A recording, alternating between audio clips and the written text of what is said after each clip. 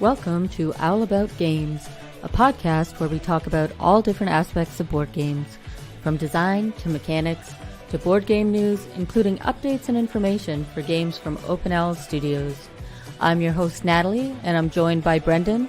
So sit back, relax, and let's talk Owl About Games.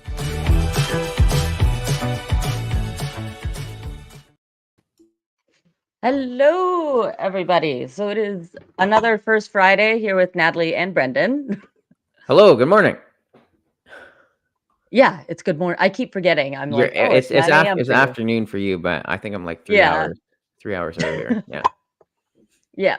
So, today's episode, we have a few things to cover, our regular updates, some board game news, including our recap of our Gen Con, and then talking about board game art. So from us and from you guys. It's So crazy. Gen Con feels like so long ago. yeah, now it does. I mean, I guess August is like 5 weeks or something. Yeah. So Okay. I'm Yeah, like, okay, August was a maybe long that's one why. and this like vacation, summery, fun time. Yeah. So yeah, okay. Yeah. Fair. I mean, it was a rush, but while we were there, it was a lot. So I was tired, but we'll start with our regular updates on our Yeah. games if you wanted. Okay. I Where do you want to guess start? we can start maybe with Mythwind, I guess.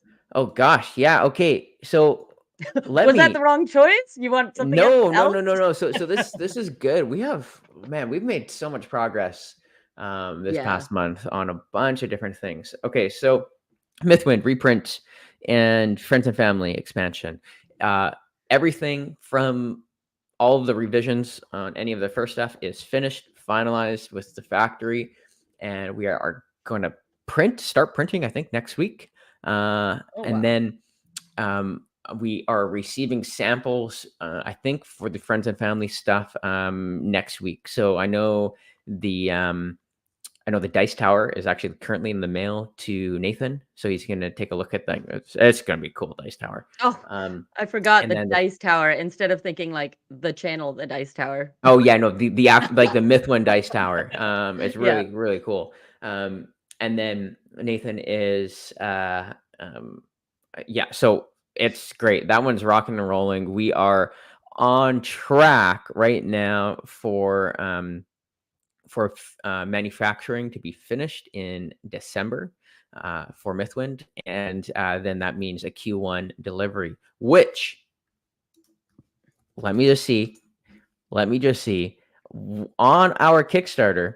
I don't want to jinx it here, but on our Kickstarter, we said estimated delivery for Mythwind reprint and expansion February 2025. And that estimated delivery on Kickstarter is kind of always when we start delivery. There's some spots that take longer, some spots that are earlier. So this might be the first project of ours that we are boom on time. Here's hoping. Nothing goes wrong. Yeah, nothing goes wrong on the manufacturing side here. So we're really excited about that. And it'll be fun. It's our first time that we're into kind of mass distribution for a game. So, we're hoping for a long and happy life with Mythwind. And hey, while I'm on Mythwind, I'll just speak about our 2 expansions that are coming out next year. So Nathan is queuing up and getting ready to enter into some alpha testing.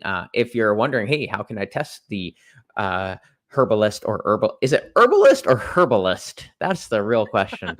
How to test the herbalist and the shepherd? Make sure to join our Discord channel, and Nathan will probably have an invite, or our blog on Patreon. We'll have the links below. Yes, all the links below for YouTube and for the podcast too. So yeah, so those will be we'll enter into testing for those 2 new characters, which we're really excited about. Shepherd, designed by Nikki Valens, who has a long pedigree. They have designed games like Legacy of Dragonholt. They worked on Arkham Horror, bunch of stuff. They used to work at FFG. And then Gloomy Bugs. Yes, that too. Yep. And then the herbalist being designed by Daryl Andrews and Jenna Beasley. Yes, Jenna Beasley. It's hard to remember when you're like the board game garden. Yes, Jenna Garden, and so really excited about these two expansions, how they're wrapping up, or how they're shaping up. So that's Mythwind. Stars. Let's talk about some stars. 1.5. We got the invoice from the factory, which is like the cue of hey, let's start manufacturing. And it's always fun to pay a lot of money. And so that's what we're doing with stars right now. We're I think the plastic production has finished for all of the games, which is incredible. Yeah. And we're going to start the paper production here.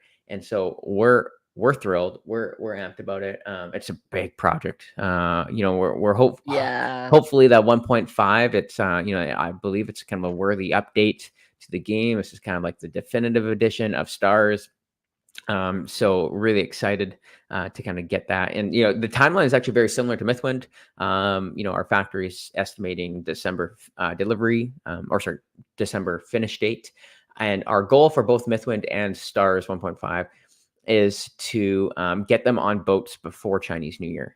So Chinese New Year is towards the end of January. So ideally they're on the waters to our fulfillment centers before that. Stars, man, it takes up so many containers. I was talking to Kevin, our logistics guy. Yeah, he's talking to me like just a number of containers. It's just it's a big game. It's heavy, it's big, it's large. yeah, it's a big one. Okay, is that good for Stars? Anything else I need for that one? No, I don't think so for that one. Great. So gonna be that's a big Mythwind. 25. That's Stars. Stone Saga. Should we talk Stone Saga? Stone Saga. Yep. So here's an unfortunate reality, but this is just where we're at. Mythwind and Stars, even though they both crowdfunded after Stone Saga, are going to deliver before Stone Saga. So Stone Saga is actually, as of this week, if we were the studio from 2 or 3 years ago, we would have actually sent all of our Stone Saga files off to the printer this week. So wow, it's kind of a fun, like that's kind of the stage we're at. But instead of sending them off to the printer, we've had a technical editor. They worked through the rule book, which is great. And so then we have this codex, which like I think 100,000 words in this codex, lots of mysteries, lots of fun stuff to discover. And then we have all of the components. And so instead of sending these components and these files off to the printer, even though that we've done rounds of editing internally, we sent them to our technical editor, who is going to go through all of the stuff. And in a game like this, there's going to be like small things that slip through. There's so much as far as word count and all this stuff. But the goal with this extra round of editing is to catch all the stuff and to prevent ever the need for a 1.5 edition. So where we're at with the Stone Saga stuff is tech editing is happening, rulebook layout will happen, and the idea is that we're finished the files end of October, end of November. That's kind of where we're at for that. And once that means we finish files, we send it to our localization partners and we send it to the printers to start. So we're estimating, this is obviously 2025. It'll fulfill after Stars and Mythwind.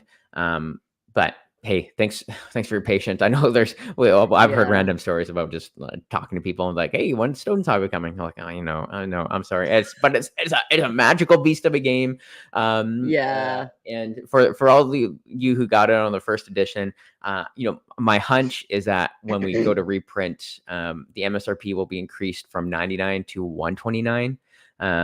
That's kind of where we're at for it's. We could probably go to one. Yeah, we could probably go to 139 or 149 for the price of for what is in the game, but I think we'll stick at 129 for reprints. So your patience has rewarded you a little bit of money. So thank you for your patience. Yeah. Okay, that's Stone Saga. Yep. Lastly, Storyfold. Hey, we're on track. I almost just revealed our Kickstarter launch date, which I think I haven't talked about publicly. That's fun. Brendan.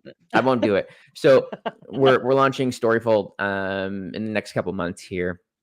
excited about the game. Our testing has been going fantastically. Really, really cool. Hey, Jao. Hey, sorry, I'm just gonna stop here. Yes, whoops. There it uh, is.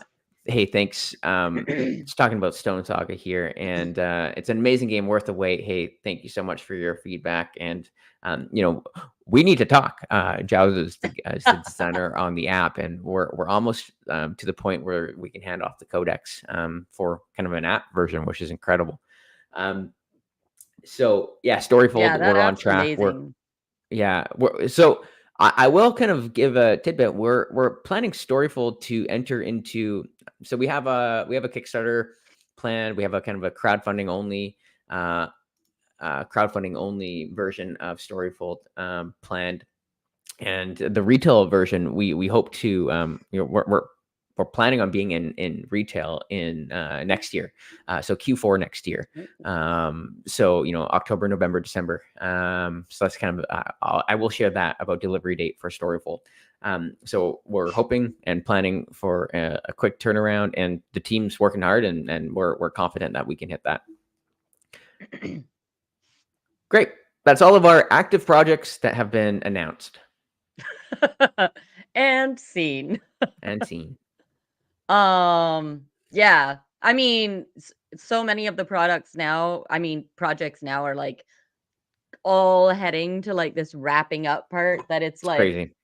2025 is going to be a beast, but it's going to be like Open Owl Studios Oprah edition. Here's a game. Yeah, like literally, people won't be able to escape our games just because everything's like landing at the same time. Like we will have 4 games deliver in 2025, which is wild to think about, right? We will have Mythwind and Friends and Family, Stars 1.5, Stone Saga, and Storyfold. All these games are going to be delivering in 2025, which is like that's a fun year. Crazy year. But I'll be yeah, fine. it was like fun and crazy sound like the right words. Yeah.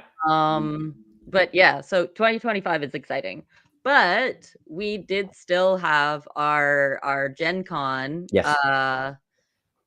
first time at Open Owl Studios, attending a convention and then going to Gen Con.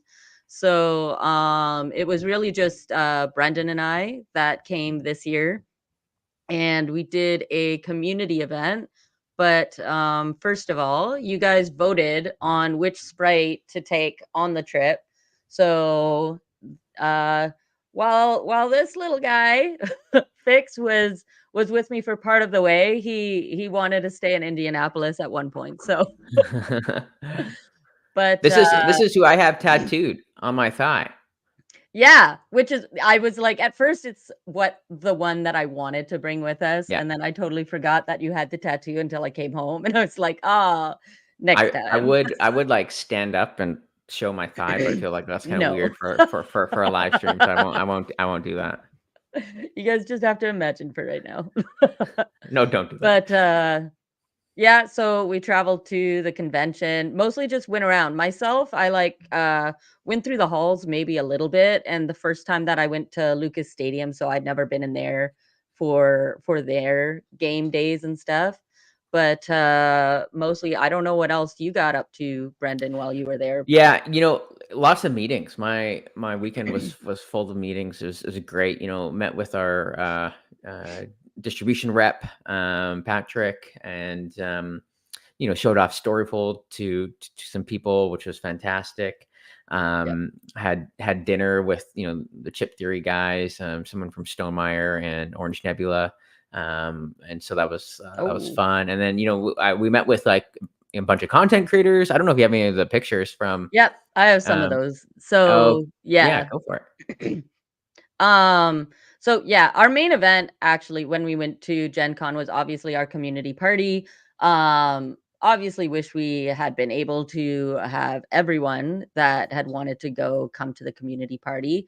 In hindsight, there will be we will expect more and plan accordingly for that. But for a first showing, I thought it went pretty well. Yeah, it was fantastic. Yeah, It was I think we great had like great to meet everyone.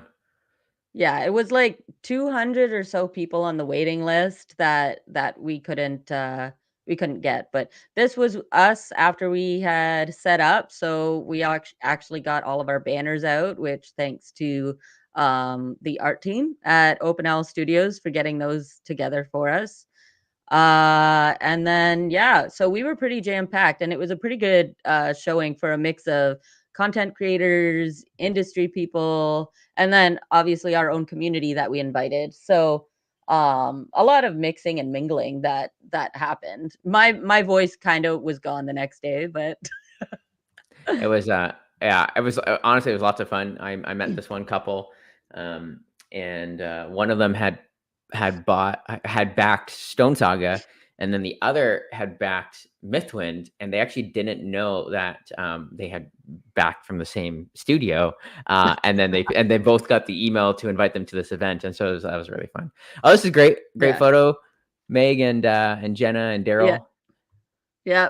Jenna and Daryl, who's working on the herbalist, Yeah, one of those. however you want to pronounce it. And then yeah, another picture from our meeting Oh, this earlier is with our lunch. Yeah. yeah. And then we had another lunch with Alex from Board Game Co. So when we showed off Storyfold. So I don't have a lot of pictures from it since most of the time we ended up talking during our community event, which Mm-hmm. was 2 to 3 hours, I think. So also a big thank you to our volunteers that helped us. So we had 4 Yes. volunteers Thank at the you. door that helped us with our guest list and navigating people through the party and stuff. So that Yeah, it was was great. great. Lots of fun. Yeah, just fun way to hang out. We did it on Saturday night, so that was, at least Yep. for me, that was the end of the convention. I left the next day. I think you stuck around. Yep. Yeah. Yep. I was Uh, there, but I was tired. And then, like I said, my voice was a little, I went through a little bit of puberty the next day after talking so much the yeah, there, Saturday night. there you go. But Yeah, no, it was good. yeah. And it was a great space, and then we had obviously Storyfold with us, so some of the community got to see it before we even went into the deep dive with our previous podcast where we had Seord. Short. I'm not great. Yes, there you go. As our guest to talk more fully on it. So it was neat to have it like in the wild, and the Hmm. reception that we've had so far was a lot of excitement for it. So I'm really looking forward to when we get to continue to talk more about it as we get ready to launch Storyfold. So Yeah, it's gonna be great. yes. So that's all for our Gen Con recap. So today, one of our big discussions is going to be on board game art. And this is thanks to being inspired from Brendan's recent post from our behind the scene blog that you can check out in the links below after this video as well. So, Brendan, if you wanted to talk a little bit about your blog post. Yeah. So, um, art is like art's such an interesting thing because I think in the world of board game design, we're actually still kind of in our infancy of like the genre, right? It's like we up Mhm. until like 20 years ago, there was like 4 board games that people knew. That's, Yeah. a little bit of a generalization, but it's really like we've really just kind of exploded in popularity, in the number of games and the people interested in board games. And all that means is like there's just more opportunities to do new things. So, a game like Mythwind, you couldn't have made 10 years ago. Basically, Yeah. I don't think physically you could have made, but then also just like the genre didn't evolve, right? So the idea that board games are kind of exploring what like new things, and a large piece of this is artwork, and for us, we've always just been like for me, when I sit down to kind of make a game or think about a game, it's like, hey, what is the experience we want to capture for the people playing it? And I for experience is such like it's like a holistic concept where there's like the tactile element of like moving things around. There's a story narrative element for us. There's the mechanics, but then there's also like the art. And we want art to kind of be immersive, to kind of showcase the world around it. If you scroll down a little bit more, you can see Yeah. It's like I love the shot with these three guys in this Yeah. mountain. Like this is a For scene from Stone Stone Saga, Saga, yeah. right? And it really evokes what we're going for. It's like, hey, it's the hunter gatherer kind of like group of people kind of in this like very desolate, like whatever Yeah. mountain region. So good. And then like just below that, we have a scene from Storyfold where it's dark, it's ominous. There's all these like silhouetted creatures. There's these red Yeah. wisps everywhere, and it really it evokes like we want the art to evoke emotion and to kind of draw Mhm. people in. And our art director Taryn has done a really fantastic job Oh, yes.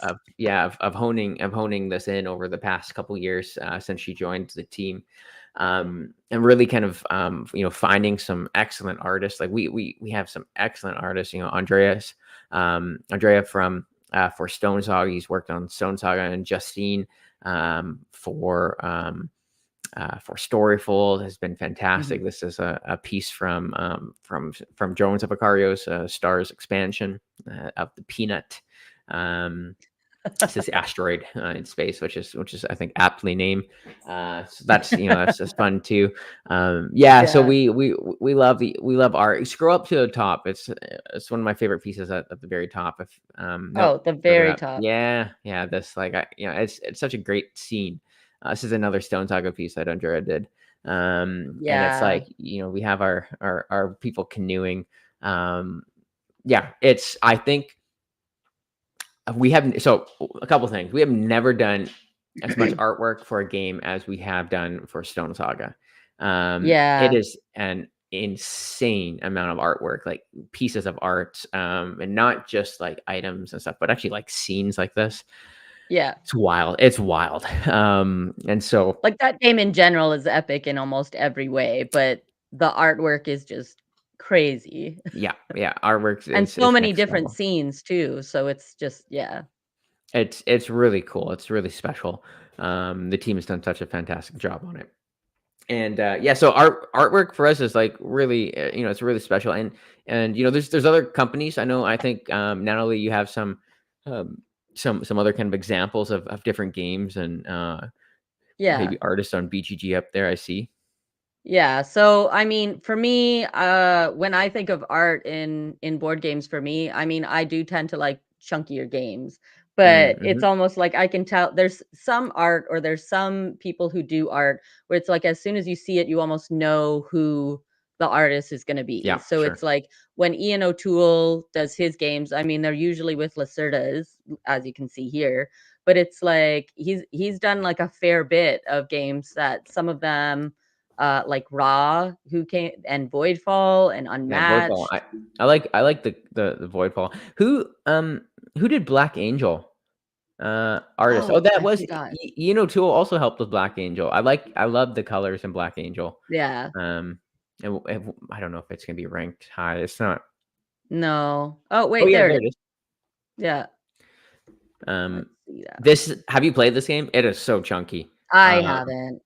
it's I've heard it's of like it and I've heard good it's things about it.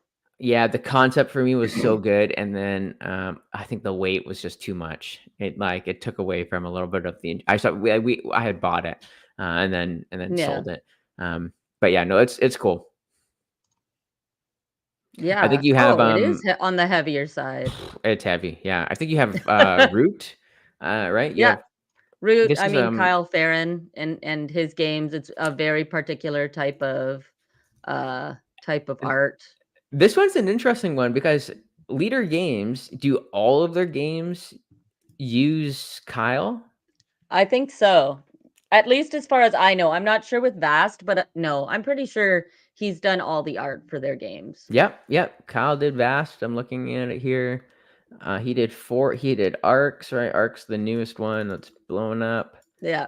Yeah, it's interesting. You can like a distinct style, right? So you know a leader game just by seeing it, which I think there is something special to that.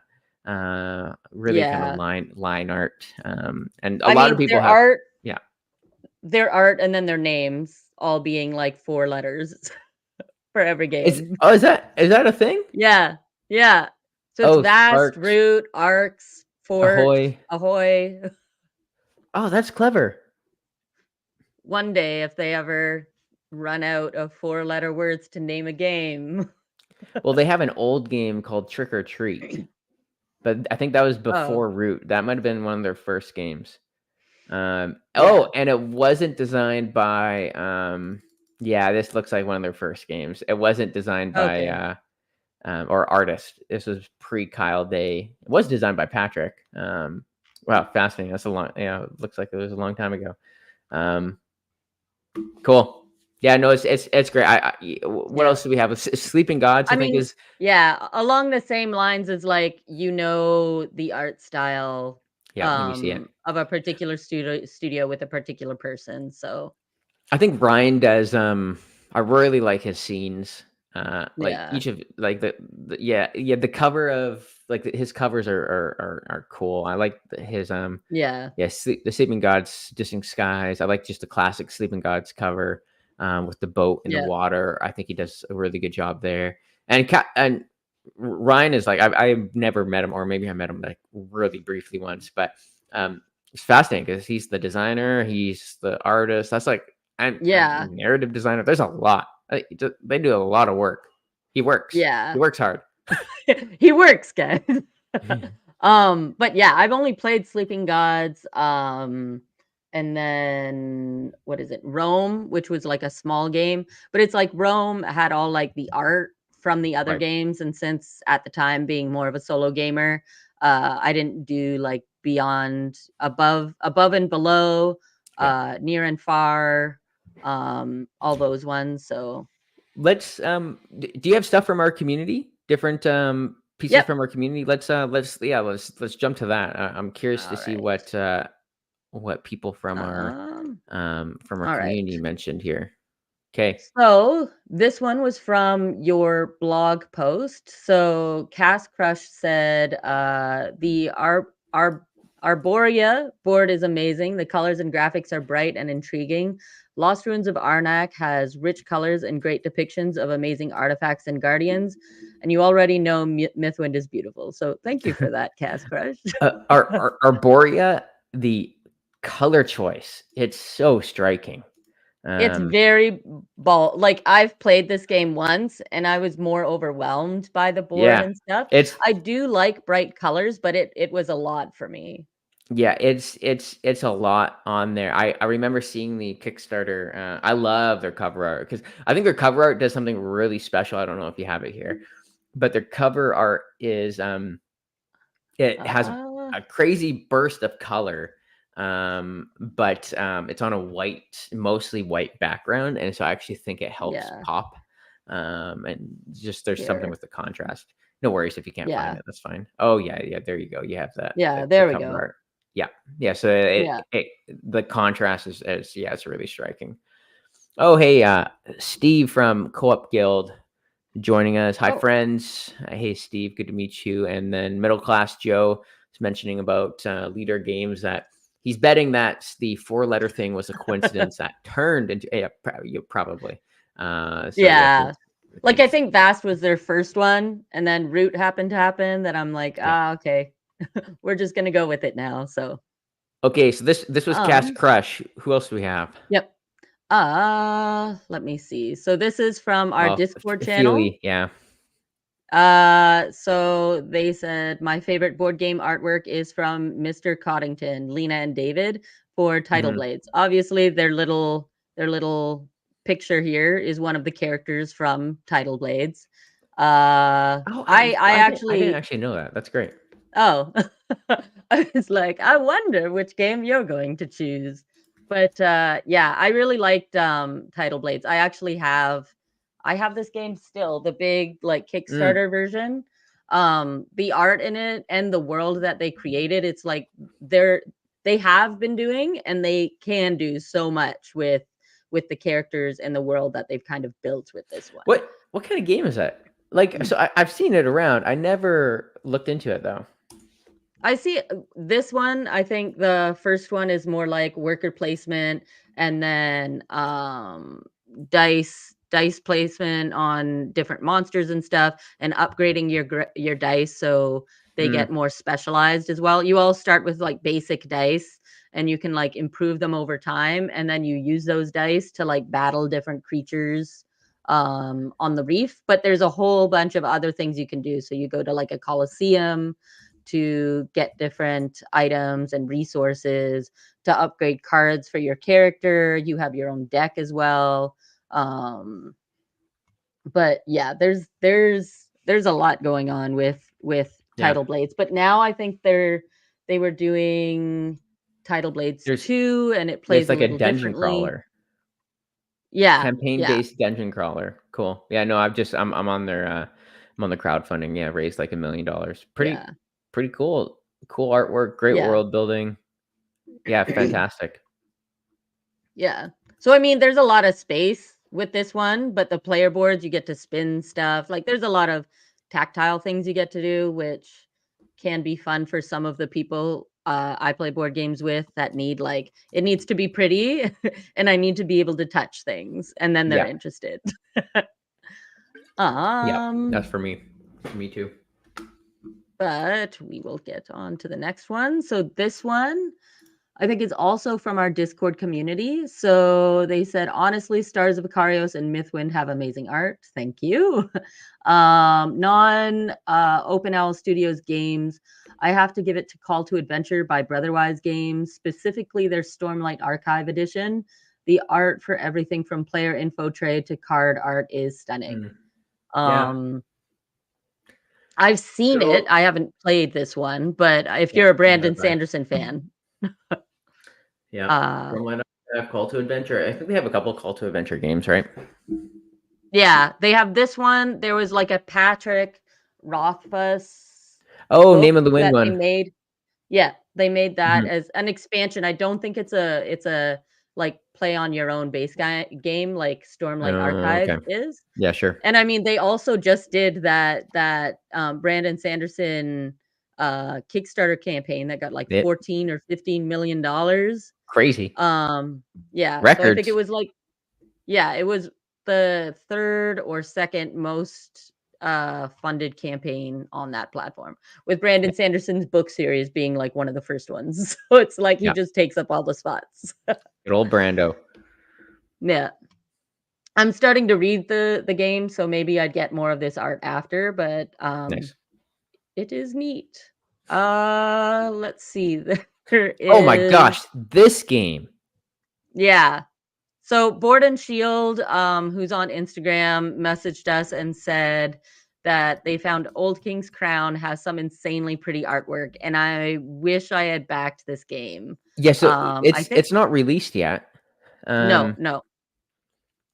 But it so the designer I think is also the artist, and you can tell this is a labor of love. Like he did such a good job on this. Like I almost don't care what the game is with this kind of art.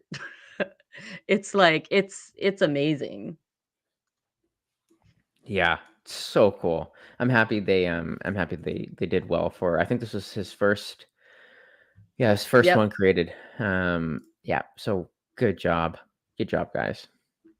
Yeah. Like I mean, obviously these are people's photos, but it's like just the amount of detail on the cards. And then I love that box. But yeah. Yeah, and hopefully I'll get to see it when it comes out. It has there's a specific style, lots of line work. Yeah, it's really, really good. Really well done. Yeah. It's great. Love it. There's so much good art that's coming in board games. I think like people are realizing that people want good art. And so, I'm happy to that we're kind of a part of this movement in games. I think there's we won't get in the kind of AI art train here, but just a little aside. I think there's opportunities for publishers to the thing with AI art is it is not creative. So like I'm not like I'm actually like pretty pro AI in lots of ways. The reason why we won't use AI for art is because, well, one, it kind of just assumes like ideas and stuff from other artists. That's the big one. But then the other thing is that it doesn't push boundaries in a sense. Mm-hmm. There's a lot of games that are like, okay, like your art might as well have just been AI art, not from the ethical perspective, but from like the quality perspective.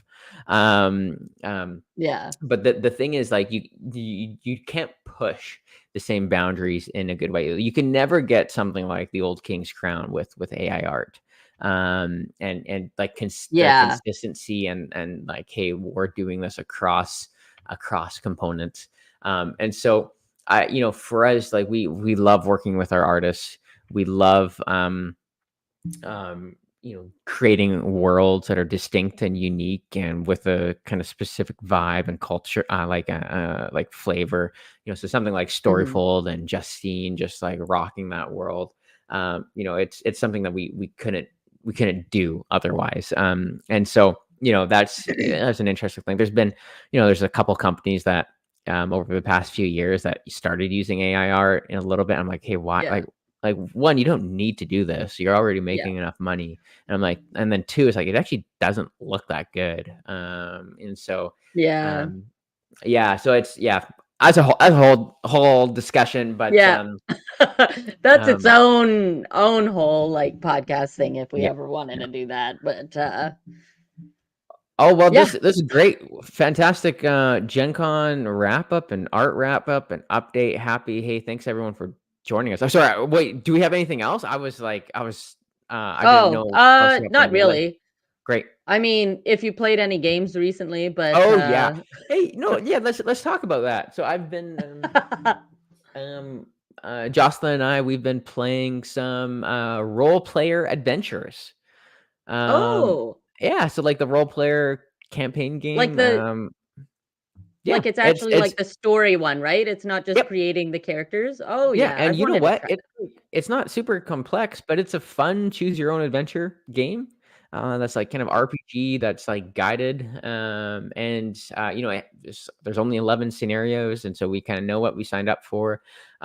It's good that there's not more than 11 because I don't think like the game mechanics hold up. Yeah. Could hold up for much longer.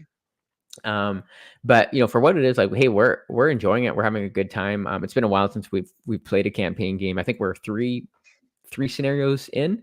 And Okay. then I did also just back the like the Elder Scrolls game from Chip Theory. 'Cause I Oh, saw that their pledge manager was like closing today, and so yesterday I went on, I'm like, you know what, I'm gonna get this. There's a part of me where I'm like, I need to play more campaign games, just like for the reader yeah. perspective. um, Yeah. because It's like it I is like seeing, work. yeah, I like seeing what other publishers are doing in this space, especially because a lot of our games are kind of living in this world. It's good to kind of see how Mhm. other publishers are pushing the envelope there. So yeah, that's my end. How about you, Natalie? Um, so I've played quite a few games. I was on vacation and I visited my sister who's also a bit of a board gamer. Um, and at Gen Con, probably Mm, Gen Con and with my sister I played Arcs. So I do have Arcs. I haven't tried the campaign yet, okay. but it's pretty neat. I'd say like there's a lot of people out there that kind of say if it's a trick taker, they don't want to do it at all. And I'm like, I wouldn't necessarily call the trick taking mechanism like a big part of it. It's more like a clever way of doing like action selection for your turn or like being chosen as the first player and stuff. But it's really interesting in the way that I'm like, it's not as heavy as like an onboarding of root where you have to like Mm. choose Oh, asymmetrical interesting. stuff.